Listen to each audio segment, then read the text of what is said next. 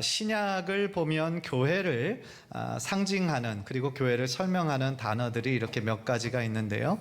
저는 그 중에 교회는 그리스도의 몸이다 라고 하는 그런 말이 가장 마음에 와닿고 가장 포괄적이다 라고 생각을 합니다.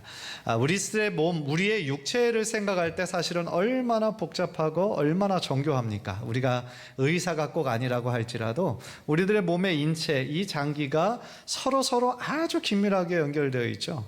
그래서 한 부분이 좀 어려우면 그와 연결된 것까지 다 영향을 미치잖아요. 그래서 우리들의 몸은 세상의 그 어떤 고가의 컴퓨터보다도 훨씬 더 복잡하지만 또 그 모든 복잡한 것들이 한 목적을 위해서 기가 막히게 움직이는 조화로운 모습을 보여주고 있죠. 그래서 참 하나님의 창조하신 것이 너무나 대단하다라는 생각을 하게 됩니다.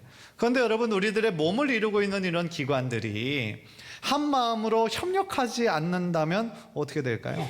뇌가 지정하는 대로 팔과 다리가 움직이질 않아요. 우리 이 겉에 보이는 외형적인 기관하고 이 속에 보이는 장기들이 따로 놀아요. 그렇게 되면 어떻게 할까요? 건강하기 어렵죠. 금방 병들고 금방 삶을 지속하기가 어려워진다라는 것이죠. 따라서요, 우리 몸 안에 있는 모든 기관들, 또한 겉에 보이는 모든 외형적인 기관들은요, 자기 자신만을 위해 존재하는 기관이 하나도 없어요. 자기 자신만을 위해 존재하는 것이 아니라 뭘 위해 존재하는 거예요? 몸을 위해 존재하는 거예요. 몸 전체를 위해. 몸 전체가 살기 위해서 각 맡은 역할들을 잘 감당하고 있다라는 거죠. 그런 면에서 저는 우리 교회뿐만 아니라 모든 교회의 원리도 동일하다 생각해요. 여러분, 교회의 머리는 누구십니까? 예수님이세요. 담임 목사라고 하면 큰일 나는 거예요. 예수님이신 거예요. 그리고 예수의 몸을 이루고 있는 것이 누구예요? 우리예요. 어떤 사역자들만 몸을 이루고 있는 것이 아니에요. 우리가 다 예수 그리스도의 몸을 이루고 있는 지체들인 거예요. 그러니까 머리하고 몸하고 이것이 따로 분리할 수 있습니까? 아니에요. 다 연결되어 있고 불가분리의 관계다라는 거예요. 우리 모두 다 예수님의 몸을 이루고 있다라는 얘기는, 그건 다른 말로 하면 우리 모두 다 연결되어 있다라는 거예요. 다 연결되어 있어요. 우리 모두가 지금 혈연으로 맺어진 그런 가족 관계는 아니지만요, 우리는 예수의 피로 맺어진 관계인 거예요. 우리가 예수의 피가 능력 있음을 믿고, 보혈의 능력 있음을 믿고, 우리가 예수님을 나의 구원자로 믿는 고백하는 그 순간 우리는 하나님의 거대한 교회, 우주적 교회 안으로 들어오게 되는 거예요. 그래서 우리는 주님 안에서 한 형제요 자매인 거예요. 오늘 본문으로 읽진 않았지만요, 에베소서 전체가 이 교회론에 대해서, 특별히 교회의 하나됨, 일치에 대해서 많이 이렇게 강조하고 있거든요. 그래서 오늘 본문의 그 1절부터 쭉 읽어보면요, 바울은 우리에게 뭐라고 명령하냐면 너희의 부르심에 합당하게 생활하라, 그리고 이어져서 성령의 하나 되게 하신 것을 힘써 지켜라, 이렇게 명령하고 있어요. 우리가 하나 되기 위해서 노력해야 된다, 이렇게 말씀하지 않고요, 우리는 이미 하나라는 거예요. 이미 하나 된 것을 어떻게 하라고요? 힘써 지키라는 거예요. 그 근거를 바울은 삼위일체에서 찾아요. 우리의 아버지 하나님이 한 분이시다. 그리고 우리의 구원자 되신 예수 그리스도가 한 분이시다. 또한 우리들 안에 내주하시고 우리와 함께 동행하시는 성령님이 한 분이시다라는 거예요. 우리가 믿는 하나님이 다른 하나님을 섬기고 있는 것이 아니에요. 우리들 모두가 다 같은 하나님을 섬기고 있다라는 거예요. 또한 삼위일체뿐만 아니라 바울은 몸도 하나고 소망도 하나고 믿음도 하나고 세례도 하나다. 그래서 우리가 성령 안에서 하나 된 그 이유를 7가지를 들어 설명하고 있는 거예요. 즉 우리를 이렇게 성령 안에서 하나 되게 하신 것, 그게 하나님의 특별한 은혜다라는 거예요. 오늘 9절, 21절, 12절은 이러한 문맥에서 말씀하고 있어요. 하나님께서 다양한 직분들을 우리들에게 주셨는데 왜 주셨느냐는 거예요. 그래서 오늘 그 이유에 대해서 우리가 함께 나눌 때에 하나님이 주신 새로운 은혜와 또한 깨달음이 우리들 모두에게 있기를 주님의 이름으로 간절히 축원합니다. 먼저 11절을 보면요, 하나님께서 세우신, 그리고 하나님께서 부르신 여러 직분들이 있어요. 물론 어떤 사람은 이거를 은사라고 얘기하기도 하고요, 또 어떤 사람은 직분이다라고 이야기를 하는데요, 그 두 가지로 이해해도 상관은 없습니다. 그가 어떤 사람은 사도 사도로, 어떤 사람은 선지자로, 어떤 사람은 복음 전하는 자로, 어떤 사람은 목사와 교사로 삼으셨다 그랬어요. 이서 하나하나의 그 직분과 은사가 무엇을 의미하는지 이 시간에 제가 구체적으로 설명할 거는 아니고요. 중요한 거는 이 모든 직분을 세우신 분이 누구시라는 거예요? 하나님이 세우신 거예요. 다시 말하면 이런 직분을 내가 원한다고 해서, 또한 다른 사람이 원한다고 해서 내가 세울 수 있는 것이 아니라 오직 하나님 한 분에 의해서만 세워질 수 있다는 거예요. 그렇다면 하나님께서 세우신 데는 다 뭐가 있어요? 이유가 있어요.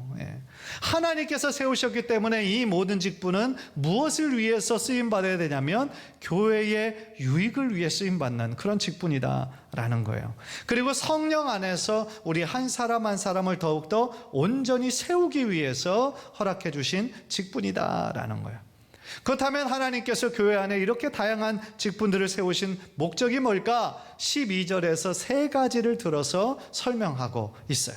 첫 번째 목적은 뭐냐면 성도를 온전케 하기 위해서예요. 성도를 온전케 한다라는 것은요, 성도의 영적인 성장을 의미하는 거예요. 세번역 성경에서는 성도를 준비하는 것 그랬어요. 준비시키는 거. 그리고 영어 성경을 보니까 성숙해지는 거이라고 번역을 했어요. 우리가 흔히 이 온전함이라고 생각할 때 영어 단어 그 perfect이라는 단어, 완전한 거를 떠올리게 되잖아요. 그런데 여러분 생각해 보세요. 우리가 어떻게 완전할 수 있겠어요? 우리가 예수님을 믿어 구원을 얻었다고 해서, 하나님의 자녀가 되었다고 해서 완전하지 않아요. 우리 모두 다 실수하고 연약해요. 여전히 우리들에게 죄를 짓고자 하는 죄의 욕망들이 우리 안에 있어요.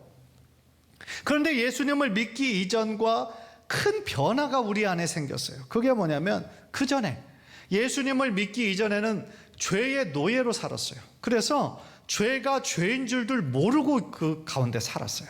다른 사람들 다 그렇게 죄를 지면서 사니까 이러는 것이 당연하다 여겼단 말이에요. 여러분, 어두움 속에 있으면 어두움에 익숙해지잖아요. 마찬가지로 죄 가운데 있을 때 우리가 그것이 죄인 줄도 모르고 살았어요. 그저 나의 안에 욕심과 내 안에 욕망과 교만으로 그렇게 살았다 이 말이에요. 그런데 우리가 예수님을 나의 구원자로 믿게 된 이유 어떻게 됐어요? 그전에는 죄의 노예였지만 이제는 예수님께서 나의 삶의 주인이 되어주세요. 내 안에 예수님의 생명이 계세요. 따라서 내 안에 그전과 같은 그런 똑같은 죄를 지을 수가 없어요. 왜냐하면 이제 죄가 죄인 줄 알아요. 그렇기 때문에 죄를 지을 때 자꾸 마음이 꺼림직한 거예요. 꺼림직하고 이렇게 해서는 안 되는데 라고 하는 성령의 소리가 우리 안에서 들리기 시작하는 거죠. 그전에는 아무런 죄책감도 없이 다들 이렇게 사는데 그렇게 자기 합리화했던 모습에서 이제 예수님을 내 안에 주인으로 모시고 보니까 이렇게 하면 예수님이 안 기뻐하실 텐데, 예수님 안타까워하실 텐데, 그런 마음이 생기는 거죠. 그러면서 내 삶이 이제는 죄에게서 멀어지고 이제는 하나님을 좀 가까이 하는 삶을 살 때 내 삶과 내 마음에 진정한 기쁨이 이렇게 흘러넘치는 것을 경험하게 된다라는 거죠. 따라서요, 우리들 안에 예수님이 주인이 되어주시고 예수의 생명이 우리 안에 있기 때문에 우리는 예수님 믿기 이전과 똑같은 삶을 살 수도 없고 살아서도 안 된다라는 거예요. 그전에는 예수의 생명이 없었어요. 그러니까 육체로는 살아있지만 영적으로는 죽은 자였어요. 영적으로는 죽은 자였어요. 그런데 이제 우리가 예수님을 믿고 난 이후에 예수의 생명이 내 안에 있으니까 계속해서 주님을 닮아가고 싶은, 그리고 주님을 따라가고 싶은 거룩한 열망이 우리들 안에 생기는 거예요. 따라서요, 성도를 온전케 한다라는 것은요, 우리가 더 잘 준비되고 점점 더 예수님을 닮아가는데 그것이 목적이 있다라는 거죠.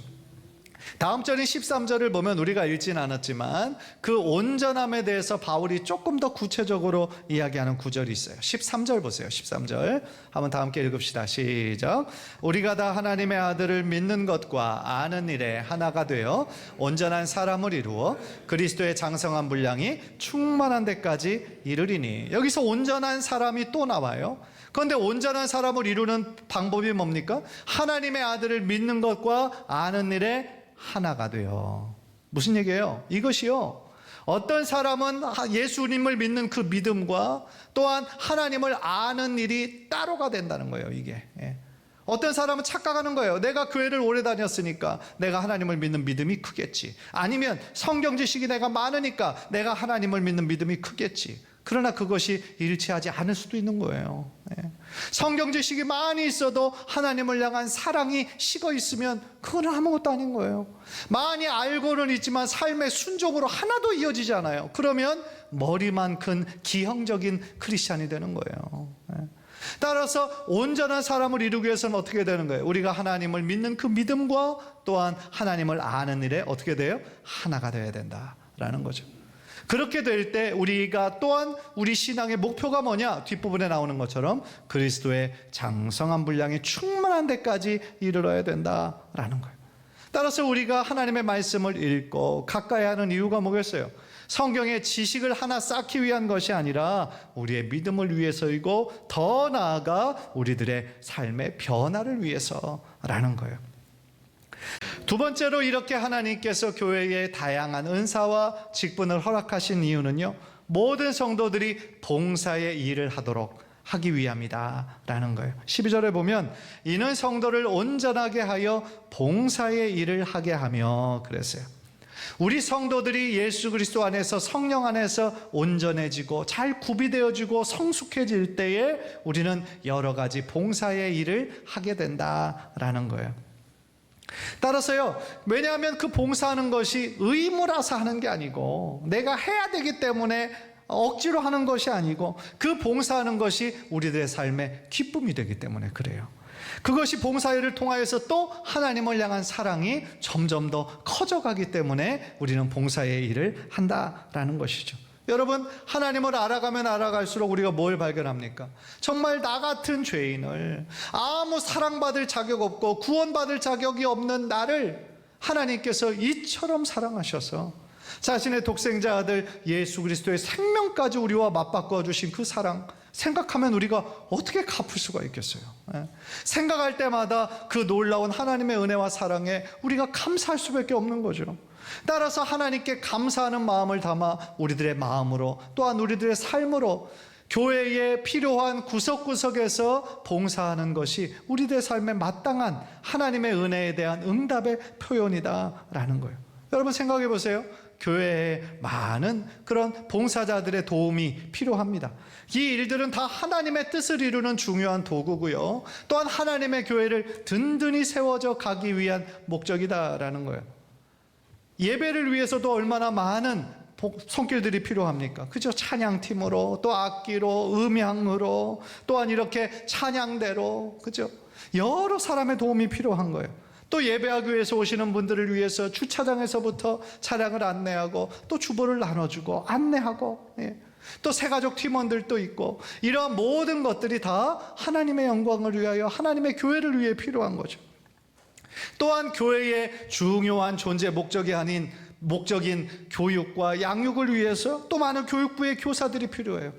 또한 성도들의 아름다운 교제를 위해서 식당 봉사하시는 분들도 필요해요. 전도와 선교를 위해 전도팀도 필요하고 행정을 도울 수 있는 분들도 필요해요. 또 지역사회 어려운 분들을 구제하고 봉사하기 위해서도 여러 사람의 협력이 필요하다라는 거예요. 그런데 여러분 속으로 생각할 때 나 말고 다른 사람, 특별히 전문 사역자들, 목사님들, 전도사님들이 그 일을 해야지 라고만 생각한다면 그거는 건강한 생각이 아니에요. 왜냐하면요, 하나님께서는 평신도들을 구경꾼으로 부르지 않으셨어요. 하나님께서는 모든 성도들을 사역자로 하나님 부르셨어요. 평신도들은 구경꾼이 아니에요. 마치 돈을 내고 영화관에 앉아서 나를 좀 즐겁게 하고 나에게 좀 감동을 주고 그런 것들을 다 보고 나면 또 그냥 집에 돌아가 버리면 끝나는 그런 것처럼 우리의 신앙생활, 교회생활이 되어서는 안 되는 거예요. 왜냐하면요, 우리 자신이 다 교회이기 때문에 그래요. 여러분 한번 따라해 봅시다. 우리가 바로 교회다. 우리가 교회예요. 여러분, 교회라는 단어의 그 헬라어를 보면 에클레시아라는 단어예요. 세상에서부터 구별받은 자들의 모임, 그 뜻이에요. 그게 교회다라는 거예요. 즉 하나님의 택하심을 받은 택자들의 모임이고, 예수님께서 말씀하신 것처럼 두세 사람이 내 이름으로 모인 그곳, 그것이 바로 교회다라는 얘기예요. 따라서 우리가 꼭 이곳에 있어야만 지금 교회에 온 것이 아니라 우리 믿는 자들이 어느 곳에 있든지 그 모임 자체가 교회라는 거예요. 우리 각자가 다 하나님의 교회인 이유가 또 있어요. 그게 뭐냐면 우리 안에 성령이 거하시기 때문이다 라는 거예요. 여러분 고린도전서 3장 16절 17절 보세요. 우리 한번 다 함께 한번 읽을까요? 시작. 너희는 너희가 하나님의 성전인 것과 하나님의 성령이 너희 안에 계시는 것을 알지 못하느냐? 누구든지 하나님의 성전을 더럽히면 하나님이 그 사람을 멸하시리라. 하나님의 성전은 거룩하니 너희도 그러하니라. 아멘. 우리 한 사람 한 사람이 뭐예요? 하나님의 성전이에요. 하나님의 교회예요. 그 이유가 뭐예요? 하나님의 성령이 우리 안에 거하시기 때문이다. 성령이 거하시는 거룩한 곳이 바로 우리라는 거예요. 따라서 하나님의 성전인 교회가 거룩해야 되는 것처럼 우리들의 몸과 마음도 거룩해져야 된다라고 말씀을 하고 있는 것이죠. 따라서 내 자신이 하나님의 교회를 이루고 있는 사람으로서, 하나님의 대사로서 다른 성도님들을 사랑하고 섬기고 봉사하는 그런 삶을 통하여서 하나님의 교회가 더욱 아름답게 세워져 갈 수 있다라는 거예요. 마지막으로요, 하나님께서 이렇게 다양한 은사와 다양한 직분자들을 허락하신 이유는요, 그리스도의 몸을 온전히 세우시기 위함이다 라는 거예요. 12절을 보면 이는 성도를 온전하게 하여 봉사의 일을 하게 하며 마지막으로 그리스도의 몸을 세우려 하심이라 그랬어요. 그리스도의 몸을 세운다라는 거, 아까 그리스도의 몸이 뭐예요? 교회라고 그랬잖아요. 교회가 그리스도의 몸이에요. 교회를 온전히 세우는 걸 어떻게 해야 되는 거예요? 우리들 각자가 맡겨주신 역할과 직분에 최선을 다하여 충성할 때에 그리스도의 몸인 이 교회가 아름답게 세워지고 더욱더 부흥하고 성장하게 된다라고 지금 바울은 말씀하고 있다라는 거죠. 그런 면에서요, 저는 여러분들의 신앙과 또한 그 믿음이 점점 더 자라고 풍성해지기 위해서 오늘부터 목장 모임을 시작하려고 그래요. 왜냐하면 여러분, 이 소그룹이 5, 6명, 10명, 12명 이렇게 모이는 소그룹이 우리들이 은혜를 나누고 또 우리들의 삶을 나누고 서로를 위해 기도해주고 붙잡아줄 수 있는 가장 좋은 그런 세팅이 되기 때문에 그렇다라는 거예요. 여러분, 우리들의 삶의 변화, 우리들의 신앙의 변화는요, 이러한 예배를 통하여 성령의 강권적인 역사가 임하면 변화가 일어나지만 또한 각 소그룹을 통하여 성령님이 가장 강하게 역사하신다라는 거예요. 소그룹 활동을 통해서 우리들의 정체되어 있었던 신앙이 다시 움직일 수 있어요. 또한 피상적인 관계, 그냥 인사만 하고 머물렀던 그런 피상적인 관계가 다시 성도들의 뜨거운 교제로 이어질 수 있어요. 그리고 평신도가 계속해서 수동적인 입장에만 머물러 있는 것이 아니라 적극적으로 움직여서 큰 변화와 부흥으로 이어질 수 있는 사역이 바로 이 소그룹, 목장 사역이다라는 거예요. 무엇보다도 이 소그룹은요, 어떤 교회의 그 양적인 부흥을 이루기 위한 방법론으로 우리가 하는 것이 아니라 무엇보다도 교회의 본질이기 때문에 우리가 해야 되는 거예요. 우리는 그 예를 예수님에게서 찾아볼 수 있어요. 예수님의 제자가 여러분 몇 명이었습니까? 12명이었어요. 예수님은 수많은 사람들, 수많은 대형교회를 이룰 수 있는 분이었음에도 불구하고 왜 12명만 제자들로 택해서 그 제자들만 함께 데리고 다녔을까요? 왜냐하면 그 한 사람 한 사람이 예수님의 제자로 온전히 세워질 때 그들이 세상을 변화시킬 수 있다는 것을 믿고 계셨기 때문인 거죠. 3년 동안 예수님은 말씀으로만 가르치실 뿐만 아니라 삶으로 가르치셨어요. 3년 동안 이 공생의 생활을 통하여서 함께 먹고 함께 자고 예수님의 모든 사역 가운데 제자들이 그것을 보고 또한 실천할 수 있도록 주님은 철저하게 훈련을 시키셨다라는 것이죠. 초대교회도 마찬가지였어요. 여러분, 초대교회 예루살렘 교회만 우리가 생각을 하는데 예루살렘 교회 안에 수천 명이 모이는 대형 그 예배 그 집회가 있었지만 또 하나의 모임이 바로 가정교회 모임이 있었어요. 각 가정마다 모여서 떡을 떼고 음식을 나누며 서로 말씀의 은혜를 나누는 그런 모임이 굉장히 활성화되었었다라는 얘기죠. 사도행전 2장 46절 우리 한번 다 함께 읽읍시다. 시작. 날마다 마음을 같이하여 성전에 모이기를 힘쓰고 집에서 떡을 떼며 기쁨과 순전한 마음으로 음식을 먹고 그랬어요. 여러분, 초대교회 예루살렘 교회에 폭발적인 부흥이 있을 수 있었던 이유는 무엇보다도 성령님의 강한 역사였죠. 그런데 성령의 역사가 이런 가정교회 소그룹 모임을 통하여서 굉장히 많이 일어났다라는 거예요. 그래서 하나님의 말씀을 중심으로 모입니다. 뜨겁게 기도합니다. 서로를 붙잡아 줍니다. 서로 사랑의 교제를 나눕니다.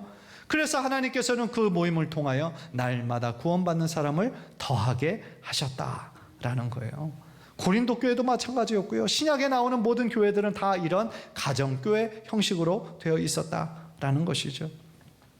여러분, 우리 인간이라는 존재는 혼자서는 참 살아가기 어려워요. 외롭고요. 혼자의 힘으로만 살아가려고 하면 어느 순간 힘에 부쳐요. 낙심하게 돼요. 넘어져도 다시 일으켜 세워줄 수 있는 사람이 없는 거예요. 얼마나 안타깝습니까? 그래서 다른 사람들과 함께 좀 어울려 보려고 동호회도 좀 찾아보고 세상 사람들과의 교제도 찾아보죠. 그런데 어떤 때는 참 모임이 재미있어요. 뭐 관심사들로 모인 모임이니까. 그런데 그 모임이 끝나고 돌아올 때는 참 마음이 공허해질 때가 많아요. 웃고 즐기고 마셨지만, 왜냐하면 그 모임 속에는 겉도는 이야기들만 있는 것이에요. 자기 자신을 드러내고 자랑하고 과시하고 그런 나눔들만 있지, 실제로 자신의 마음속 깊은 곳에 있는 아픔과 그런 상처까지 나눌 수 있는 깊은 교제가 이루어지지 않는 거죠. 그래서 우리들이 그 모임 마치고 돌아올 때는 공허한 거예요. 더 외로워지는 거예요. 여러분, 우리들의 영혼의 그 기쁨과 영혼의 만족은요, 오직 하나님만 채워주실 수 있다는 것을 믿으시기를 바랍니다. 따라서 우리가 아까 제가 제일 처음 몸에서도 설명했던 것처럼 우리 자신은 나만을 위해 존재하지 않아요. 몸 전체를 위해 존재하는 거예요. 다 서로 연결되어 있어요. 따라서 서로가 서로를 붙잡아주고, 연약한 자들, 몸이 아픈 자들, 믿음이 흔들리는 자들, 낙심한 자들, 서로의 손을 붙잡아주고 함께 기도할 때에 우리들의 몸 전체가 더욱더 건강해지게 될 줄 믿습니다. 여러분, 건강한 교회의 지표가 뭡니까? 어떤 교회가 건강한 교회입니까? 바로 서로 연결되어 있고 서로 붙잡아주는 공동체성이 강한 교회가 진짜 강한 교회인 거예요. 숫자만 많으면 뭐합니까? 다 한 사람 모래알처럼 다 따로따로 흩어져 살고 있다면 어느 순간에는 많이 모였지만 실제로 필요할 때는 다 흩어져 버리는 거예요. 교회에 어려움이 있고 고난이 닥치면 다 퍼져버리는 거예요. 그러나 모인 무리가 많지는 않다 할지라도 서로 붙잡아주고, 마치 진흙처럼 서로 붙잡아주는 그런 힘이 있을 때 어떤 어려움이 닥쳐도 그 교회는 절대로 무너지지 않는다라는 거예요. 우리들의 삶에 정말 신앙과 삶이 고착화되어서 그냥 예전 그대로의 모습으로 있는 그런 것이 아니라 우리의 삶에 진정한 변화가 나타나고, 더 나아가 부흥의 열매를 맺는 우리 교회, 또 여러분 모든 성도의 삶이 되기를 주님의 이름으로 간절히 축원합니다.